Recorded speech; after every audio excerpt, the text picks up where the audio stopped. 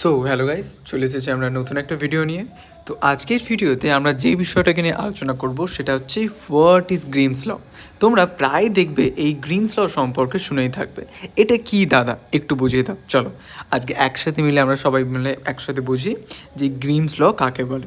ওকে, তো এটা হচ্ছে একটা সিম্পল ইন্ট্রোডাকশন টু হিস্টোরিক্যাল লিঙ্গুইস্টিক্সের মধ্যে আমাদের পড়ছে এই গ্রিমস ল। চলো দেখা যায়। তো সবার আগে আমরা দেখি যে গ্রিমস ল কাকে বলে।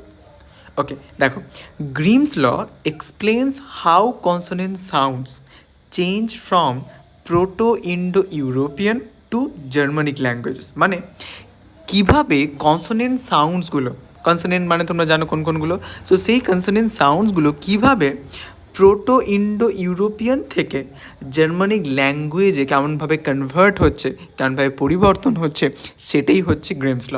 ওকে, তো তারপরে দেখো আমরা রয়েছে যে হু প্রপোজড ইট, এবং এটা অ্যাকচুয়ালি কে পয়েন্ট আউট করেছেন বা কে ডিসকভার করেছেন সেটাকে দেখতেই পাচ্ছ, নেমড আফটার জ্যাকব গ্রিম। তো তাই জন্য নাম হয়েছে না গ্রিমস ল। তো জ্যাকব গ্রিম এটাকে পয়েন্ট আউট করেছেন এবং উনি হচ্ছেন একজন স্কলার, এবং যিনি এই যে সিস্টেমেটিক্যালি যে একটা বলতে পারো সাউন্ডের যে চেঞ্জ, এইটাকে উনি অ্যাকচুয়ালি কী করছেন, উনি খুঁজে পেয়েছিলেন। এবং মেন সাউন্ড চেঞ্জ যেমন দেখো, ধরে নাও পি থেকে যেমন এফ হচ্ছে, যেমন প্যাটার, এটাকে আমরা বলতে থাকি অনেক ক্ষেত্রে চেঞ্জ হয়, কী হয়ে থাকে অ্যাকচুয়ালি ফাদার, মানে প্যাটারটা হয়ে যায় ফাদার। তাহলে এটাই হচ্ছে গ্রিমস ল। তারপরে দেখো রয়েছে টি, টি থেকে টিএইচ, যেমন ট্রেস থেকে থ্রি।